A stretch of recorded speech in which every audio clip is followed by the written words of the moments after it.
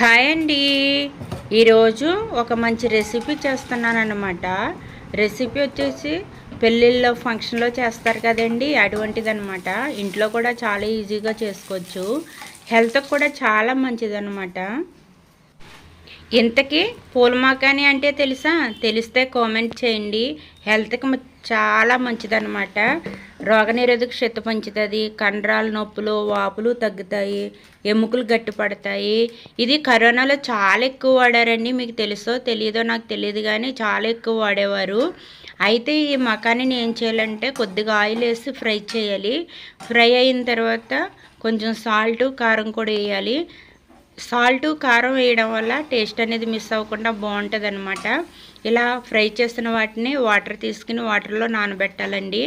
వాటర్లో నానబెట్టాలి కదని ఎక్కువ వాటర్లో వేయకూడదు. కొద్దిగా వేసుకుంటే సేమ్ వాటర్తో కర్రీలో అనేది యాడ్ చేసేవచ్చు అనమాట.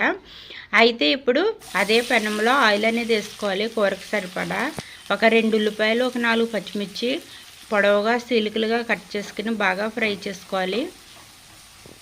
ఉల్లిపాయలు ఎప్పుడు కూడా బాగా ఫ్రై చేసుకుంటేనే టేస్ట్ చాలా బాగుంటుంది. కరివేపాకు కూడా వేసుకోవాలి. ఇది వచ్చేసి మా చెట్లది, ఎంత ఫ్రెష్గా ఉందో చూడండి. కరివేపాకు కంటి చూపుకి చాలా మంచిదండి. అలాగే టమాటాలు అనమాట. టమాటాలు వచ్చేసి పెద్దవి ఒక 2 తీసుకుని ఇలా ఫైన్గా చాప్ చేసుకుని వేసుకోవాలి. వీటిని కూడా మంచిగా ఫ్రై చేసేయాలన్నమాట. గ్రేవీ అనేది మంచి చక్కగా రెడీ అవ్వాలంటే ఇవి బాగా ఫ్రై అవ్వాలి. లేకపోతే గ్రేవీ అనేది పలచగా వాటర్లా వచ్చేస్తుంది అనమాట.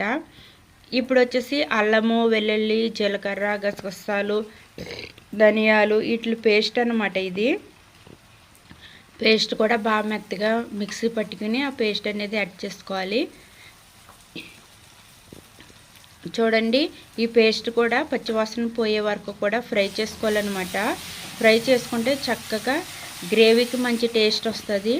ఈ మధ్యకాలంలో వెజ్ కర్రీస్లో ఈ మకానీ అనేది చాలా ఎక్కువ పెళ్ళిళ్ళలో ఫంక్షన్లో వండుతున్నారు. మీరు ఎప్పుడైనా తింటే కామెంట్ చేయండి. చాలా ఈజీ అనమాట. ఇది ఇంతకీ నేను ఏమేసి వండుతున్నానంటే గోంగూర వేసి వండుతున్నాను. గోంగూర మకానీ అద్దరిపోతుందండి. ఒకసారి ట్రై చేయండి.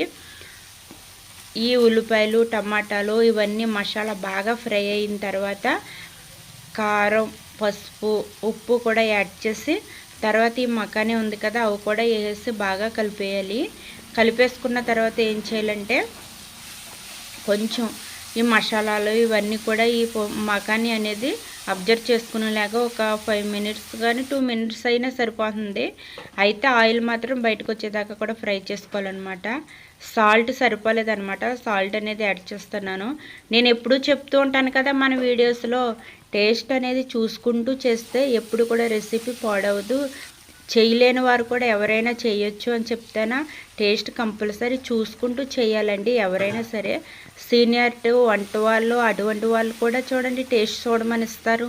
కాబట్టి ఇలా మనం ఇంట్లో వండుకునే వంటలు కూడా మనం 1కి 2 సార్లు టేస్ట్ చూసుకుంటూ వండామనుకోండి, మనం ఆ చేసిన రెసిపీ అనేది టేస్ట్ తెలియడం వల్ల చాలా బాగా వస్తుంది అనమాట.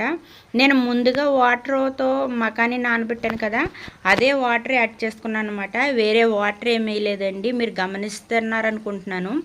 వీడియో అంతా కూడా ఫస్ట్ నుంచి లాస్ట్ వరకు స్కిప్ చేయకుండా చూడండి, అర్థమవుతుంది. ఇక్కడ వచ్చేసి నేను తీసుకున్నది ఒక కట్ట గోంగూర అనమాట. లేతకూర చూడండి ఎంత బాగుందో, ఫ్రెష్గా ఇప్పుడే పట్టుకొచ్చారనమాట. దీన్ని లేతకూర కాబట్టి డైరెక్ట్గా ఆకులుగా వేసేస్తున్నాను. కొంతమంది అయితే మిక్సీ పట్టి లూజ్గా వేయడానికి ఇష్టపడతారు. మాకేంటో గోంగూర ఆకులుగా చేసుకోవడమే మాకు ఇష్టం. అందుకే నేను డైరెక్ట్గా ఆకులు అనేది యాడ్ చేస్తున్నాను. గోంగూర చాలా మంచిదండి. ఆకుకూరలో బెస్ట్ కూర ఏదంటే గోంగూర అన్నమాట. ఇలా గోంగూర వేసిన తర్వాత మగ్గబెట్టడమేనండి. ఇంకా వేరేగా వాటర్ గట్ట ఏమీ యాడ్ చేయక్కర్లేదు అనమాట. చక్కగా దాని పులుపు అంతా దిగిపోతుంది. గోంగూర వేసిన తర్వాత కూడా చింతపండు వేస్తారని నేను ఇంతకు ముందు అయితే విన్నానండి. అలా ఏమీ వేయక్కర్లేదు. పుల్ల గోంగూరలో అదే పుల్లదనంతో టేస్ట్ బాగుంటుంది. వేరేగా చింతపండు యాడ్ చేయడం వల్ల వేరే ఫ్లేవర్ వచ్చేస్తుందని నా ఫీలింగు. మీకు తెలిస్తే నాకు కామెంట్ చేయండి. అయితే ఈ గోంగూరలో ఏ విటమిన్ అధికంగా ఉంటుంది అనమాట. గోంగూర తినడం చాలా మంచిదన్నమాట. రెసిపీ చూడండి ఎంత బాగా వచ్చిందో. ఫస్ట్ నుంచి లాస్ట్ వరకు ట్రై చేయండి. బాయ్.